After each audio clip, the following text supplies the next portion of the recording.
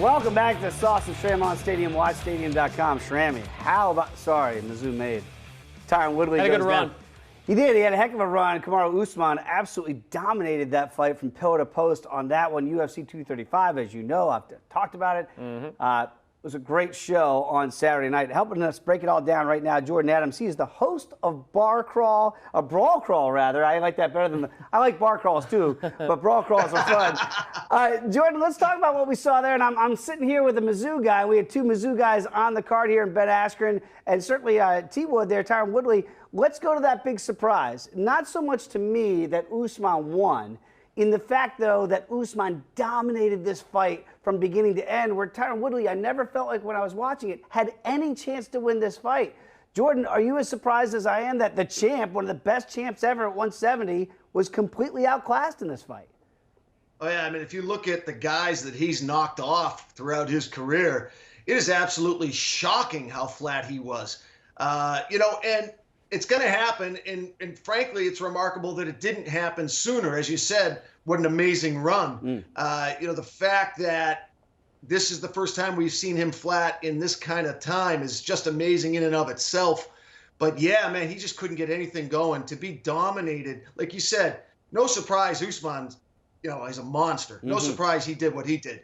But a big surprise that a champ of the caliber of T. Wood couldn't get anything going at all. That was remarkable. So, Jordan, what do you think the future holds for T. Wood? We know he has a somewhat contentious relationship with UFC boss Dana White. So is he going to get back on track to try and retain that belt, or is his future a little murky in the UFC?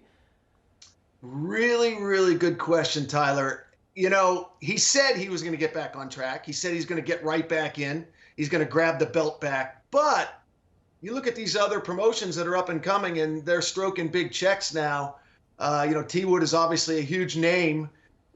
Maybe he makes a few phone calls. Maybe he looks around a little bit. Maybe he tests the water to see what's out there. As you said, him and DFW have never really seen eye to eye. If there was going to be a time he'd be looking around, it would probably be right around now. Yeah, it'd be interesting, too, because obviously he's got TMZ, he's kind of Hollywood these days. Maybe it's like what happened to Rocky in Rocky 3. He got civilized, and that's what it seems like it's happening with T. Wood. Jordan, let's talk about what may be next now for the champ. And we know that Kamaru Usman now has got that belt at 170. Does Colby Covington get back into the fray here? A unification bout, if you will? I know he was the interim champ. You didn't have that anymore. What do you see next for the new champ? I think the narrative demands Colby. For a lot of reasons.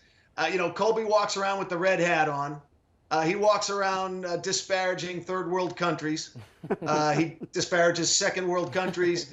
Kamaru Usman pretty much loathes Colby with every ounce of energy he has in his body. Can you imagine the PR narrative for this fight? This is a big money ticket. I cannot see Dana resisting this, and there's no reason to resist it. I think Colby's the legitimate choice. When you look at the rest of the guys in the division, Colby is the choice because of the different records and who won to who and who lost to who. It's got to be Colby anyway. Kamaru wants it. Colby wants it. You saw Colby was having fun at Usman's open workout. I don't know if you saw that with the big bullhorn. Yeah. It demands it. The fight's going to happen. On merit too. We've had Colby right here in this set a couple times, and we get it. It's a shtick and it's a thing.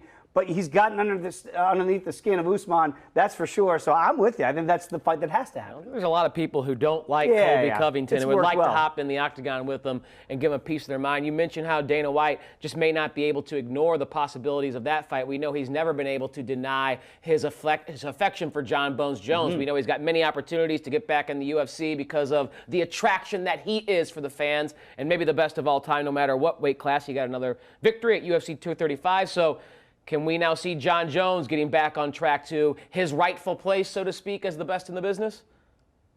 Here's the tension I see coming up with Jones. How many times can you clear out a division? And let me back up a little bit. Smith, I thought, made a great showing of himself, even though he was totally pissed at himself. I thought to survive 5 rounds with John Bones Jones is a huge accomplishment in and of itself. And I also tip my hat to Smith that he didn't take the win on the DQ. A lot of other fighters would have taken the win and taken the money, and he refused to do that. And John, rightfully saluted him at the end of that, as well as the fans. But I think the tension coming up, guys, is I think Jones, when the dust settles, is going to want the big money fight. I think he's going to want Brock. Yeah. And I think that Dana, DC is Dana's boy. As much as Dana loves Bones Jones, DC is the company man. And I think that Dana's going to want to give the big money fight to DC. So I think there's going to be some tension coming around the corner. There's really nothing left for Bones. There's a couple of good guys, Thiago, but he's got to go to heavy for the big money fights, I think. I'm with you. Like, Thiago would be a great fight at 205, but you're right. He just cleaned out the 205 division again. And we've talked about it, Tyler, where you've already beaten Daniel Cormier twice. I know one of them was a no contest because of what happened afterward, but you've cleaned him out twice at 205. If you want the big money fight, and John says he wants to stay at 205, it doesn't make any sense to stay there. He needs to go to heavyweight. That's where all the money fights are. And look, if Daniel Cormier is still here, and he said he was going to retire this year because he's 40 years old and he's stepping away from the family. He hadn't done that yet. He told me, Jordan, his whole career wouldn't be complete unless he beat John Jones. Don't we have to see the trilogy fight? Yeah, it has to happen for so many reasons that you just outlined, Dave, and for so many other reasons as well. It does have to happen, and I see it happening when there's that much money at stake, when DC is haunted. Make no mistake. Yes. He's haunted by Jones, just haunted in a cellular way, in an emotional way, a spiritual way, a physical way. Every way you could be haunted, he's haunted by Jones. That fight does happen. But I see Jones asserting himself going forward. He said he'll take on anyone who tries to come, at light heavyweight, and he's trying to get along with Dana. But I do see, and Dana's bent over backwards, as you said, for Jones. Oh boy. I see the tension coming up with Brock. That's going to be, you can see it's so funny to watch Dana pitching Thiago. It's an exciting fight. It's an exciting fight. Yeah, sure. It's an exciting. He's pitching. He's throwing that hard ball, man. He's trying to put it right over the plate. And it just it doesn't excite me. Yeah, it's a good fight, but what fight gets you standing on the couch throwing popcorn at the screen? Brock and Bones Jones. That's absolutely. Look, I do have to bring up your other Mizzou guy. Yeah, I wanted to mention that my Mizzou guys were 1-1. T. Wood lost the belt. Could have been 0-2. As we discussed, but Ben Askren, this was his debut in the UFC, yes, it was. And he had a controversial victory, according to Dave Ross. Do you agree with that, very controversial. Jordan? Dave, you thought it was controversial? Well, I mean, just in the fact that you could have made the case that Herb Dean could have stopped it early when Robbie Lawler had him down, really showed no defense for a second. He's taking the side head punches from Ruthless One. I actually thought it was good to not stop it there, and then I thought it was an early stoppage on the back end. And obviously, as we saw Robbie Lawler say after the fight, look, he just couldn't see that I was fine. And you saw by his reaction immediately after the stoppage, he was okay. I understand where Herb Dean was coming from, but that fight should have continued. So I wouldn't have stopped it the first time, and I wouldn't have stopped it the second time. All that being said, hey, your boy, many people, when they're in that compromising position that Robbie Lawler had him in, taking huge punches from a former legit champion at 170, they would have kowtowed and looked for a way out of this fight. Kudos to Ben Askren for getting back in there and turning this thing around. But Jordan, what is next for him? Because when your first fight in the UFC is against a legend and a former champ like Robbie Lawler, you are on the fast track at 170 pounds to get a title shot, are you not? Yeah, you're in the fast track. And in addition, Dana and Askren have that tension in between them. That would be a great way for Dana to put a little balm over all of the problems they've had over the years. You already saw it in the post-fight. You saw, Dana trying to pitch Robbie again, because Robbie is another favorite of Dana, trying to pitch him again. And to back up, as we're watching the footage of, Herb Dean is elite. We all know he's an elite referee. And he saw the arm go limp, and, his first mandate is protect the fighter. That's situation number one, protect the fighter. The arm goes limp. A lot of times fighters don't even know they're out. They come back to consciousness and they didn't even know they were out. That could have happened with Robbie, but Dana and Robbie have a point. Robbie has done this before. Yes. Robbie can wait out pressure like nobody can.